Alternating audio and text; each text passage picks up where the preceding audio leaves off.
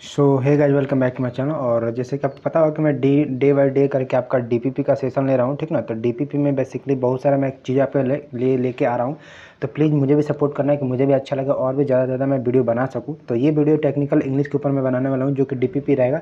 20 question यहाँ पे करेंगे, 80 मार्क के क्वेश्चन होंगे, जो कि एक क्वेश्चन आपका 4-4 मार्क का होंगे। और जो मैं यहाँ पे क्वेश्चन लेकर आता हूँ डीपीपी लेकर के, वो एक्चुअली मैं PYQ से लेकर आता देखने को मिल जाएगा। का भी सोल्यूशन देखने को मिलेगा। एंड कुछ क्वेश्चन जो कि मोस्ट फ्रीक्वेंटली किसी न किसी एग्जाम में पूछे जाते हैं या पूछे जा रहे हैं, वो एग्जाम को मैं यहाँ पे कवर करने के लिए उस एग्जाम से क्वेश्चन लेके आता हूँ। एंड वैसे कुछ ऐसे क्वेश्चन लेके आते हैं जो कि 110% मेरे को बिलीव है कि इस बार पूछे जाएंगे, वैसे क्वेश्चन का कलेक्शन करके लेके आता हूँ। एंड मैनी मोर थिंग मैं कलेक्शन करके लेके आता हूँ, तो आपके लिए आने वाले टाइम के लिए, आपके एग्जाम के लिए काफ़ी ज़्यादा इंपॉर्टेंट हो सकती है। तो प्लीज़ इसको स्किप ना करें, कंटिन्यू वीडियो को पूरा कंफर्म देखें। तो चलिए आइए आज का पहला क्वेश्चन लेते हैं without any wasting our time. तो देखिए, सबसे पहला आपका क्वेश्चन यहाँ पे है कि फाइंड द इनकरेक्ट सिमली। पहले आपको क्या करना है, फाइंड इनकरेक्ट सिमली करनी है। तो देखिए, इनकरेक्ट सिमली फाइंड करने के लिए आपको सबसे पहले सिमली का क्या कंसेप्ट है, सिमली आपको याद होना चाहिए था। इसमें हम कुछ नहीं कर सकते, आपको सिमली याद होना चाहिए था। तो आपको पता होना चाहिए कि एज टिमिड एज है कि रैबिट होता है। ये एकदम बिल्कुल सही बात है कि एकदम होता ही होता है, ठीक ना। तो ये आपका बिल्कुल सही है, लेकिन यहाँ पे इनकरेक्ट पूछा गया है, तो आपको इनकरेक्ट फाइंड आउट करनी है।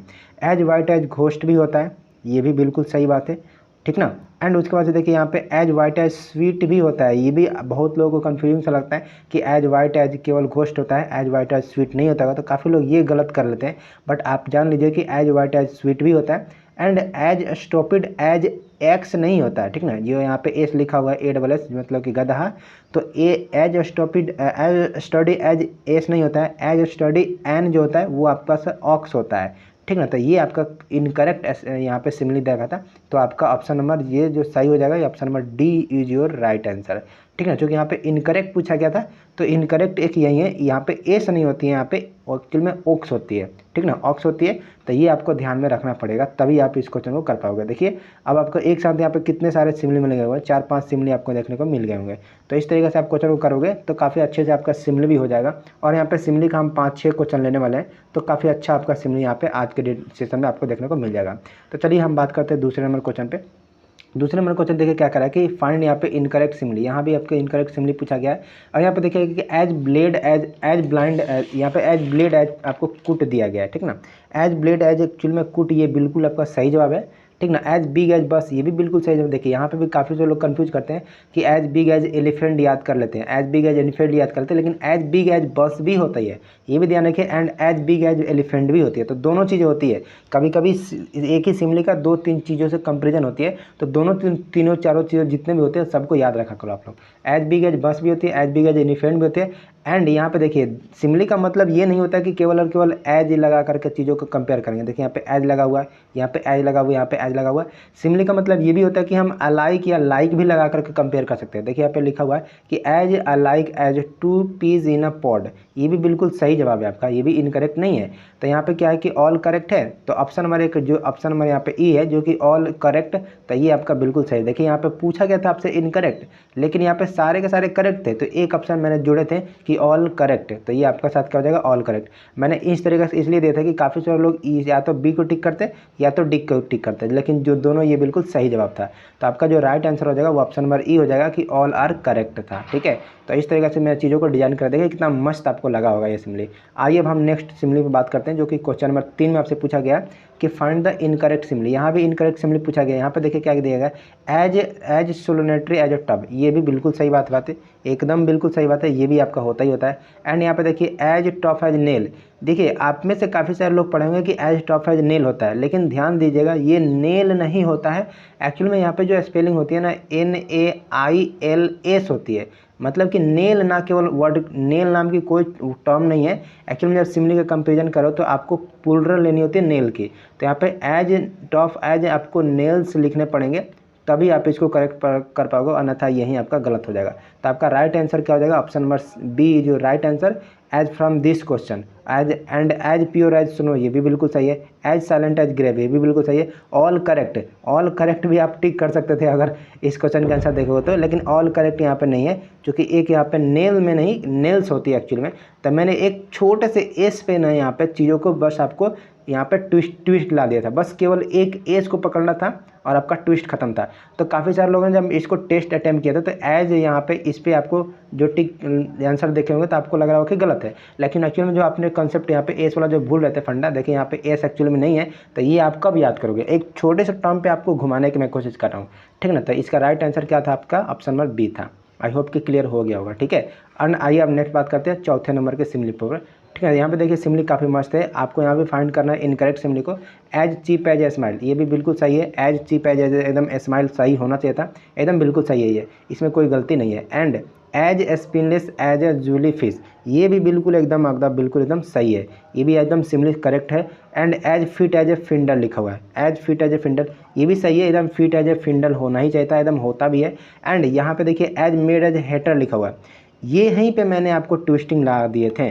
देखिए जरा, एज मेड एज हेटर लिखा हुआ है, ये भी काफ़ी सारे लोग सोच रहे हो कि ये भी बिल्कुल सही है, लेकिन बिल्कुल सही नहीं है। यहाँ पे मेड जो लिखा हुआ है ना, एज मेड एज जो होती है ना, ये मेड यहाँ पे ये वाला मेड होती है, MAD, ये मेड होती है, ना कि MADE वाला। ये मेड का मतलब कुछ और होता है, इस मेड का मतलब कुछ और होता है। तो एक्चुअली में जो एज मेड एज हेटर यहाँ पे होते हैं ना, उस मेड में हम लोग यहाँ पे MAD वाला मेड को यूज करते हैं, ना कि MADE वाला। इस मेड का मतलब होता है बनाने वाला, ठीक ना, कुछ बना रहे हैं, प्रोड्यूस कर रहे हैं तब। तो यहाँ पे जो इनकरेक्ट स्पेलिंग सिमली थी यहाँ पे, वो ऑप्शन नंबर डी थी। एंड काफ़ी सारे लोगों ने इसको माना होगा सही, तो कुछ लोग सोच रहे होंगे कि इसमें तो कुछ गलत है ही नहीं सिमली में। तो गलत मैंने कुछ ज़्यादा नहीं किए थे, लेकिन आपको छोटे छोटे टर्म पे मैं घुमाने की कोशिश कर रहा हूँ। इसका मतलब मेरा ये हो गया कि मैं आपको बस ये याद दिलाना चाहता हूँ कि सिमली तो सबको रटे हैं, लेकिन कोई कैसे किसी सिमली को इतना बारीकी से याद करके रखा है कि वो कहीं भी फंसने वाला नहीं है, ठीक ना। तो इसका मतलब मैं इसलिए इसको ऐड करा था। आई होप कि आपका क्लियर हो रहा होगा, ठीक है। एंड देखिए हम लोग आज का लास्ट सिमली लेंगे क्वेश्चन नंबर 5 में। देखिए क्या as incorrect Simli, incorrect Simli अपने को फाइंड करनी है। As fragrance as a tiger, ये बताइए, बिल्कुल ये भी तो आपको पता ही होगा ना, एकदम बिल्कुल सही है यहाँ पे, ये भी एकदम as fragrance as a tiger होता ही है। As brief as a dream, एकदम ये भी सही है, एकदम ब्रीफ जो है ना ड्रीम की तरह अपने को वेरीफ होना चाहिए था। As fragrance as a lion, ठीक है, ये भी एकदम आपका सही जवाब था। तो ऑप्शन नंबर यहाँ पे देखिए as honest as a sunlight लिखा हुआ है, ये बिल्कुल गलत जवाब है।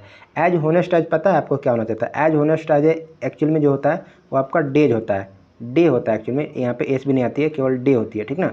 एज एक्चुअली में एक सेकंड, एज जो यहाँ पे आती है एक्चुअली में एज होनेस्ट एज एक्चुअल में डे होती है, ठीक ना। As honest as the day होती है, ना कि सनलाइट होती है। तो ऑप्शन नंबर यहाँ पे कौन सी करेक्ट थी आपके पास, ऑप्शन नंबर डी जो right answer due to the incorrect पूछा गया, तो इनकरेक्ट ऑप्शन नंबर डी है, बाकी सब चीज़ आपका सही था। आई होप कि भी क्लियर होगा। अब देख बढ़ते हैं हम लोग छठे नंबर के क्वेश्चन के ऊपर। देखिए छठे नंबर क्वेश्चन को पूछा गया था कि आपको चूज करना है अप्रोप्रिएट जो कि आपको चॉइस फिलिंग करनी है यहाँ पे। देखिए as abide as a rule पूछा गया। अब यहाँ पे देखिए यहाँ पे स्पेस खाली है, एक्चुअली में जो क्वेश्चन मैंने लिखा है ये PYQ का लिया गया है, जो कि 2018 में आपके पूछे गए हैं ये वाला question. As abide dash rule, तो आपको पता होना चाहिए कि अबाइड का जो भी टर्म आएगा ना, अबाइड का, तो आप हमेशा याद रखो कि ये फिक्स प्रिपोजिशन लेता है, जो कि एकदम बाई लेता है। मतलब फिक्स प्रिपोजिशन, जब भी अबाइड के वर्ड यूज करोगे तो आप उसके साथ केवल और केवल बाई लगाओगे, रेदर देन कि फ्रॉम लगाओ, ऑफ लगाओ, विथ लगाओ, ये सब गलत होंगे। केवल और केवल आपको बाई लगाना होता है, फिक्स प्रिपोजिशन होती है। एंड फिक्स प्रिपोजिशन से ये क्वेश्चन पूछा गया था 2018 में, जो कि PYQ में पूछा गया था। तो आई होप कि आपको अबाइड का जो है टर्म अगर आपसे पूछ लेंगे तो आपको कंफर्म क्या प्रिपोजिशन यूज करना होगा, बाई ही यूज करना होगा, ठीक है। नेक्स्ट क्वेश्चन देखिए यहाँ पे क्या क्या है, दिस इज द बैंकर, ये भी देखिए फिक्स प्रिपोजिशन की तरह है। This is the banker dash I must speak with you, तो देखिए यहाँ पर डैश डैश में मतलब आपको क्या पड़ेगा, देखिए as this is a banker, this is the banker, तो बैंकर जो भी होगा ना, देखिए यहाँ पे बैंक केवल लिखता है, यहाँ पे केवल BANK लिखता है बैंक। तो ये बैंक किसी पर्टिकुलर एक हमारे पास जो ऑर्गेनाइजेशन होती है बैंक, वो उसकी बात कर रहे हैं। लेकिन यहाँ पे बैंकर लिखा हुआ, तो ये बैंकर पर्टिकुलर किसी व्यक्ति को इंडिकेट करने की कोशिश कर रहे हैं। तो व्यक्ति के लिए आपको पता है कि हम क्या लगाएंगे, हुम लगाओगे, रेदर देन कि हुज लगाओगे, विच लगाओगे, व्हाट लगाओगे। तो सही आंसर क्या हो जाएगा इसका, हुम हो जाएगा, ठीक ना। तो इसका राइट आंसर आपके पास डी ऑप्शन नंबर हो जाएगा 7 का, ठीक है। एंड आगे बढ़ते हैं। अब देखिए क्वेश्चन नंबर 8 हमारे पास क्या करे, देखिए ये भी क्वेश्चन हमारे पास यहाँ पे फिल इन द ब्लैंक में से ही है। Could you tell me if there is a dash dash any bank nearby, ठीक ना। अब देखिए यहाँ पे पर्टिकुलर यहाँ पे पढ़िए पूरा सेंटेंस को पढ़ के देखिए क्या है। Could you tell me there is bank यहाँ पे बात की जा रही है, और ये पर्टिकुलर जो बैंक की यहाँ पे बात चल रही है, बेसिकली जो बैंक की बात की रही है वो पर्टिकुलर किसी एक बैंक की नहीं बात की जाए। Could you tell me if there, मतलब देयर मतलब कि anything, any bank, it can be SBI, it can be RBI, it can be anything, मतलब कोई पर्टिकुलर बैंक का नाम लेते हैं ना, तो यहाँ पे हम लोग जो लगा सकते थे वो पर्टिकुलर हम यहाँ पे द का यूज कर सकते थे, क्योंकि पर्टिकुलर किसी नाम या व्यक्ति या किसी वस्तु के आगे हम द लगा सकते हैं अगर वो चीज़ें उस तरीके से डिजर्व करती है तो किसी उस पर्टिकुलर चीज़ को दिखाने के लिए। लेकिन यहाँ पे पर्टिकुलर किसी बैंक की नाम बात नहीं की जा रही है, ये पर्टिकुलर किसी बैंक की बात नहीं की जा रही है, यहाँ पे आपसे नियर बाई पूछा जा रहा है। तो नियर बाई के साथ देखिए अब इसका जो हो जाएगा ना प्रोनाउंसिएशन, एक्चुअल में ये बैंक के प्रोनाउंसिएशन पे डिपेंड करने लगा कि बैंक का प्रोनाउंसिएशन हम कैसे कर रहे हैं, एज ए कॉन्स्टेंट कर रहे हैं या एज ए ववेल कर रहे हैं। तो बैंक में ब का जो साउंड आ रहा है एक्चुअली में जस्ट लाइक अ ववेल आ रहा है, इसके वजह से इसको हम यहाँ पे एन का यूज करेंगे, रादर देन कि ए यूज नहीं कर सकते, द भी यूज नहीं कर सकते, एंड नो आर्टिकल की तो बातें नहीं करेंगे, यहाँ पे एन यूज हो जाएगा। तो ऑप्शन नंबर जो यहाँ पे ऑप्शन नंबर ए है जो राइट आंसर, ठीक है। तो इस तरीके से क्वेश्चन आपको सॉल्व करना होता है। देखिए आर्टिकल भी मैंने यहाँ पर लिख रखे हैं, क्योंकि आर्टिकल से भी आपके एग्जाम में एक दो क्वेश्चन आ सकते हैं, तो आर्टिकल का भी आपको नॉलेज होना चाहिए था, तो आर्टिकल भी अपने को कंफर्म कर लेना है। तो ये क्वेश्चन नंबर 8 की बात हो गई। आइए क्वेश्चन नंबर 9 की बात करते हैं। देखिए 9 में क्या क्या है कि द गेस्ट वाज वेलकम्ड। अब देखिए guest was welcomed with dash of the flowers. अब देखिए गेस्ट वाज वेलकम, गेस्ट जो भी आते तो उनका वेलकम किया गया, वाज लगा हुआ है, इसका मतलब ये होगा कि पास्ट की बातें चल रही है, तो पास्ट के साथ हम यहाँ पे वेलकम में ईडी लगा दिए, चूँकि पास्ट की बातें चल रही है तो V2 लिया हुआ है। वेलकम विथ डैश फ्लावर, तो देखिए फ्लावर्स एक्चुअल में जब आप किसी को जब वेलकम करते हो तो क्या करते हैं, फूलों की माला पहनाते हो, तो माला फूलों की पहनाते तो उसको क्या बोलते हैं एक्चुअल में, उसको हम लोग यहाँ पे गार्डलैंड बोलते हैं, ठीक ना। गार्डलैंड का मतलब ये होगा कि फूलों की हार, फूलों की हार, जैसे कि आपने देखा होगा ना कि जब मंत्री वगैरह जीतते हैं तो कुछ ऐसे फूलों की हार होती है, एक्चुअल में यहाँ पे फूलमाला वगैरह रहते हैं, तो ये फूलमाला वगैरह क्या होती है, फूलों की हार होती है, जिसको हम लोग पे गार्डलैंड बोलते हैं।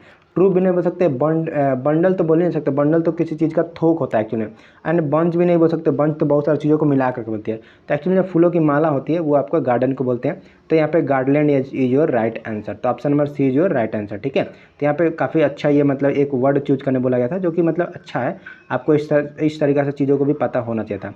अब आइए क्वेश्चन नंबर 10 पे बात करते हैं। क्वेश्चन नंबर 10 का रहा है कि in every argument he gives. अब देखिए यहाँ पे टर्म एक आ रहा है आर्गूमेंट, आर्गूमेंट भी मैंने आपको बताया है, इसके साथ पिछले हम लोग सेट में देखे थे या नहीं देखे थे पता नहीं, लेकिन मैं आपको बता दूं कि argument is just like a fix है, मतलब आर्गूमेंट टर्म जहां भी आएगा वहां पे भी आप अपने को ध्यान में रखिएगा कि कभी भी एकदम जो टर्म लेगा वो आपका इन लेगा। आर्गूमेंट में मतलब पर्टिकुलर जो आर्गूमेंट हम यहाँ पे बात कर रहे हैं, इन द सेंस हम किसी पे अदर पे इम्पैक्ट डालने की बात कर रहे हैं, इसलिए हम इम्पैक्ट की जब चीज़ें बात करते हैं तो वहाँ पर ध्यान रखिएगा कि आपको इन ही लेना होता है। जैसे कि मैं बात करूँ कि in the every argument he gives, मतलब कि वो गिफ्ट करता है, कुछ भी गिफ्ट करता है, तो ईच एंड एवरी आर्गूमेंट वो कुछ ना कुछ गिफ्ट करता है। तो ये पर्टिकुलर किसी एक व्यक्ति के सेंस में बात कर रहे हैं या किसी एक पर्टिकुलर आर्गूमेंट के सेंस में बात करते हैं, किसी पर्टिकुलर सेंस के रिस्पेक्ट में बात करते हैं जो कि किसी पे इम्पैक्ट कर सकता है। जैसे आर्गूमेंट आपका किसी पे इम्पैक्टफुल हो सकती है, तो उस सेंस में आपको ध्यान रखना कि एज ऑलवेज हमको इन की यूज करनी होती है, रेदर देन कि ऑफ, एट, ऑन यूज करें, ये सब गलत होगा, केवल आपको इन यूज करना होता है। तो यहाँ पे आर्गूमेंट टर्म से याद रखिए कि आर्गूमेंट के साथ जो प्रिपोजिशन आएगा वो इन आता है, ठीक है। आई होप कि चीज़ें आपको क्लियर हो रहेगी। अब जरा आइए 11 नंबर के क्वेश्चन के बात करते हैं। देखिए 11 नंबर क्या क्वेश्चन कर रहा है कि stress on the second syllable. अब सेकंड सिलेबल आपको सिलेबल से तो कुछ छोटा ये कुछ है ही नहीं, अपने को सिलेबल यहाँ पे चीज़ें फाइंड आउट करनी है कि किस वर्ड में, यहाँ पे 4 वर्ड दे रखिएगा, इस 4 वर्ड में आपको कौन से वर्ड पे सेकंड बार सिलेबल यहाँ पे स्ट्रेस में आ रही है। स्ट्रेस मतलब बोलते वक्त जोर दे रहा है, तो यहाँ पे जो ऑप्शन नंबर आपका जो सही हो जाएगा वो हो जाएगा अफिलिएशन। ये ऑप्शन नंबर बी जो राइट आंसर। बाकी इसको प्रोनाउंसिएशन करो, इसका प्रोनाउंसिएशन करो, इसका प्रोनाउंसिएशन करो, लेकिन यहाँ पे सेकंड अफली जो प्रोनाउंसिएशन करिए सेकंड सिलेबल के यहाँ पे स्ट्रेस दे रही है, तो ऑप्शन नंबर बी जो राइट आंसर, ओके। एंड अब बात करते हैं हम क्वेश्चन नंबर 13 के ऊपर 12 के ऊपर। देखिए यहाँ पे क्वेश्चन नंबर 12 क्या करें कि लॉन्ग वावेल प्रोनाउंसिएशन। अब देखिए लॉन्ग वावेल प्रोनाउंसिएशन की एकदम सिंपल सी फंडा है कि जहाँ पर डबल डॉट आएगी उसको हम लोग लॉन्ग वावेल की तरह प्रोनाउंसिएशन करते हैं, जो कि ऑप्शन नंबर केवल एक में दिख रही है, बी में नहीं दिख रही है, सी में नहीं दिख रही है, डी में नहीं दिख रही है, तो ऑप्शन नंबर ए जो राइट आंसर। इसमें तो कुछ सोचना नहीं था, बस ये कंसेप्ट आपको पता है कि जहाँ पर डबल डॉट लगा करके हम फोनेटिक्स के जब चीज़ें पढ़े होंगे तो फोनेटिक्स आपको थोड़ा बहुत भी पढ़े होंगे तो पता होगा कि जहाँ पर डबल डॉट लगती है वहाँ पे हम स्ट्रेस को यहाँ पे क्या करते हैं, लॉन्ग प्रेस करते हैं, लॉन्ग यहाँ पे फोनोमेटिक्स आती है, तो ये चीज़ आपको पता है, तो ऑप्शन नंबर ए जो राइट आंसर हो जाएगा, ठीक है। अब 13 नंबर बात करते हैं। देखिए 13 नंबर क्या करा है कि दिस वर्ड 3 कॉन्सोनेंट, तो कौन सी वर्ड है जिसमें यहाँ पे 3 कॉन्सोनेंट है, तो ये ऑप्शन नंबर आपका ऑप्शन नंबर सी हो जाएगा, जहाँ पे स्टॉपिड। देखिए यहाँ पे सुनो बोलिएगा तो केवल 2 ही चीज़ आ रही है, एंड स्मॉल बोलिएगा तो इसमें भी 2 ही आ रही है, एंड स्टॉपिड बोलिएगा तो इसमें 3, स्टॉपिड मतलब 3 आ रही है, तो यहाँ पे ये आपका आंसर नंबर सी जो राइट आंसर हो जाएगा, ठीक है। आई होप कि ये भी क्लियर होगा। एंड बात करते हैं 14 नंबर की। देखिए यहाँ पे एडजेक्टिव पूछा गया एयर की, तो एयर का जो एडजेक्टिव होती है एक्चुअल में यहाँ पे पिनोमेटिक होती है, ठीक ना। अब यहाँ पे टेम्पोरल जो भी है ना, टेम्पोरल का मतलब एक्चुअल में जो है ना कि किसी ऐतिहासिक चीज़ से होती है। और यहाँ पे एडजेक्टिव आप एयर का पूछेगा तो ऐतिहासिक चीज़ से इसका कुछ लेना देना है नहीं, तो ये नहीं होगा। एंड इक्वेटिक का मतलब हो गया कि ये जलीय चीज़ के बारे में बात करें, मतलब कि यहाँ पे वाटर के रिस्पेक्ट में बात करिए तो इसके रिस्पेक्ट में बात नहीं कर रहा हूँ, हमको एयर का यहाँ पे पता करनी है। एंड एयर का एरियल होगा, तो एयर का एरियल नहीं हो सकता है। एक्चुअल में एयर का जो होता है वो आपका पेनेमेटिक होता है, जो कि वायु से बात करते हैं हम लोग। और यहाँ पे क्या होती है, एरियल का मतलब है कि किसी एरिया से रिलेट में बात कर रहे हैं। तो ये तीनों ऑप्शन गलत हो जाएंगे, जो राइट आंसर होगा आपके पास पिनोमेटिक इज योर राइट आंसर। तो एयर का ऑब्जेक्टिव क्या हो जाएगा, पिनोमेटिक हो जाएगा। आई होप कि क्लियर होगा। अब आइए हम लोग 15 नंबर के क्वेश्चन के ऊपर बात करते हैं। 15 नंबर क्वेश्चन है कि opposite gender of the RAM. अब देखिए opposite gender of the RAM, अब रैम का जो अपोजिट जेंडर होता है वो आपको पता होना चाहिए कि ये EW वाले ईवे होते हैं, ठीक ना। ये क्या होता है, ईवे। काऊ नहीं होती है, जेनी नहीं होती है, पेन नहीं होता, तो सही आंसर क्या हो जाएगा आपका, ऑप्शन नंबर डी हो जाएगा, ठीक है। ये अपोजिट जेंडर का बस आपको फंडा याद रखने पड़ेंगे, इसमें हम कुछ नहीं कर सकते हैं, ठीक ना। आपको याद ही रखने पड़ेंगे। अब ये ढेर सारे हैं, आपको याद ही करने पड़ेंगे। एंड देखिए यहाँ पर 16 नंबर का क्वेश्चन पूछा है कि के इज स्काई रिप्रेजेंट। अब देखिए के जो है ना कोई किसके रिप्रेजेंट में चीज़ों को रिप्लेस कर रही है। तो देखिए के का जो साउंड होती है ना, आपको पता होना चाहिए कि पहले वॉइसलेस है या वॉइस है। क्योंकि यहाँ पे ऑप्शन देखिए वॉइसलेस करके बात की जा रही है। तो पहली बात है आपको के का जो वॉइस होती है वो जस्ट लाइक एक वॉइस्ड साउंड होती है। तो वॉइस्ड साउंड होगा तो ये तो कंफर्म हो गई है। तो वॉइस्ड साउंड में देखिए आपके पास कौन कौन सी ऑप्शन है। Option number B is your voice sound and option number D is your voice sound. तो ऑप्शन नंबर ए पे हम ध्यान ही नहीं देंगे एंड ऑप्शन नंबर सी पे भी हम ध्यान नहीं देंगे। तो ऑप्शन नंबर बी या तो डी में से कोई होगा। लेकिन अब इसमें भी एक चीज़ और लिखा हुआ है, वॉइस के साथ ये क्या है, यहाँ पे एल्वुलर है या वेलर है। तो ये एक्चुअल में जो के की जो साउंड होती है वो तो एक्चुअल में एवुलर होती है। तो यहाँ पे ऑप्शन नंबर बी जो राइट आंसर, ये आपका गलत हो जाएगा। ये वेलर नहीं होती है, वेलर नेजल तो हो ही नहीं सकती है, प्लोसिव होती है एक्चुअल में। तो ये आपका प्लोसिव यहाँ पे दिया हुआ, तो ऑप्शन नंबर बी जो राइट आंसर हो जाएगा। अब आपको सोचने में ये हो रहा होगा कि के को कैसे हम प्रोनाउंसिएशन को देखेंगे, क्या होगा नहीं होगा।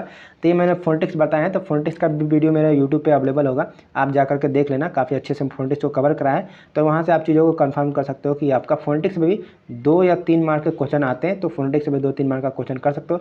ज़्यादा फोनेटिक्स में वीडियो नहीं होगा, मेरा 5 वीडियो होगा जो कि 10-10 मिनट करके या 15-15 मिनट करके होगा। तो आप चाहो तो जा करके उसको भी देख सकते हो। तो ये आपका 2 मार्क कहीं नहीं जाने वाला है फोनेटिक्स से अगर पूछ देगा तो, ठीक है। आइए अब 17 नंबर के क्वेश्चन के ऊपर बात करते हैं। 17 नंबर क्वेश्चन का है कि which does prefix post in the word like postpaid यहाँ पे postgrad and post of work means, यहाँ पे वार मीन्स। देखिए एक्चुअल में जो कहना पूछा है कि पोस्ट का मतलब क्या पूछा है कि इन किसी भी वर्ड में, मतलब ये कह रहा है कि पोस्ट का जो हम यूज करते हैं किसी भी वर्ड में, लाइक यहाँ पर दिया हुआ है कि एग्जांपल दिया हुआ है कि पोस्टपेड लिखा हुआ है, ठीक ना, पोस्ट ग्रेजुएट लिखा हुआ है, पोस्ट वार लिखा हुआ है। तो इन सब में जो पोस्ट का जो पहले यूज करते हैं वो किसके पहले यूज होता है, मतलब आफ्टर यूज होता है या बिफोर यूज होता है। तो आपको पता होना चाहिए कि पोस्ट मतलब क्या होता है। और पोस्ट मतलब आप ऑलवेज याद रखिए, पोस्ट मतलब क्या होता है कि जो कोई भी चीज़ें के बाद हम लगाते हैं। तो एक्चुअल में जो इसका आंसर हो जाएगा वो आपके पास बाद में लगाने का मतलब आफ्टर, मतलब आफ्टर वाला यहाँ पे आंसर जो राइट हो जाएगा। यहाँ पे देखिए बिलो हो सकता है, अबव हो नहीं सकता, तो यहाँ पे बिफोर भी नहीं हो सकता, तो यहाँ पे आफ्टर जो राइट आंसर, ओके। तो अगला क्वेश्चन हमारे पास है जो कि 18 नंबर का है। यहाँ पे देखिए पूछा जा रहा है कि what does the prefix pre in the word like the prepaid, preteen and the prehistoric mean. मतलब कि यहाँ पे जो पूछा जा रहा है कि इस वर्ड में जो प्री में जो लगा हुआ वर्ड है उस प्री का प्रफिक्स क्या है एक्चुअली में। तो प्रफिक्स जो है कि किसी भी वर्ड के पहले लगता है, ठीक ना। जैसे यहाँ पे देखिए प्रीटेन, प्री हिस्ट्रिक, ठीक ना, यहाँ पे प्रीपेड। तो प्री जो है कि पहले लगता है, तो पहले लगता है तो यहाँ पे क्या हो जाएगा, बिफोर वाला ऑप्शन हो जाएगा, ठीक है। तो ये चीज़ आप देख सकते हैं यहाँ पे। एंड देखिए हम लोग 19 नंबर का यहाँ पे एग्जांपल देखते हैं। 19 नंबर देखिए क्वेश्चन में क्या कहा जा रहा है। यहाँ पे 19 नंबर में पूछा गया आपसे कि the adjective like the over cooked and the over pressed the prefix over the mean. इसका मतलब होता है कि मोर देन यूजुअल, ये चीज़ें आपका आंसर हो जाएगा, ठीक ना, मोर देन यूजुअल होता है, ठीक है। तो ये 19 नंबर भी क्वेश्चन, आई होप सो कि आप समझ पा रहे होंगे। एंड लास्ट वन क्वेश्चन जो देखते हैं यहाँ पे, काफ़ी इंपॉर्टेंट क्वेश्चन है एक्चुअल में, जो है कि PYQ से मैंने क्वेश्चन को यहाँ पे कलेक्ट किए हैं। यहाँ पूछा है कि आइडेंटिफाई द करेक्ट वन वंशंक, ठीक है। अशकुन जो होता है, इस अशकुन का एक्चुअल में जो है कि यहाँ पे जो है कि वन यंग्स क्या होते हैं, मतलब इनके बच्चे को एक्चुअल में क्या बोलते हैं। तो इसका बच्चे को हम बोलते हैं एक्चुअल में किट, ठीक ठीक ना। और ये कब, कल्फ, पप, इस सब का भी अपना अपना किसी न किसी जो कि एनिमल्स के यंग्स के नाम है, ठीक ना। तो इसको भी आपको अच्छे तरीके से देखना चाहता। तो ये थे मेरे पास 20 क्वेश्चन जो कि मैंने 20 मिनट में आपको कराने की पूरा कोशिश करा है। आई होप कि आपको ये वीडियो पसंद आ रहा होगा। वीडियो पसंद आएगा तो प्लीज़ एक लाइक कर देना, चैनल पर पहली बार आऊँ तो सब्सक्राइब कर देना, और भी ऐसे आपको इंटरेस्टिंग वीडियो मिलते रहेंगे। तो चलिए मिलते हैं आपसे नेक्स्ट वीडियो में। फिलहाल अभी के लिए इतना ही, चलिए मिलते हैं आपसे नेक्स्ट वीडियो में।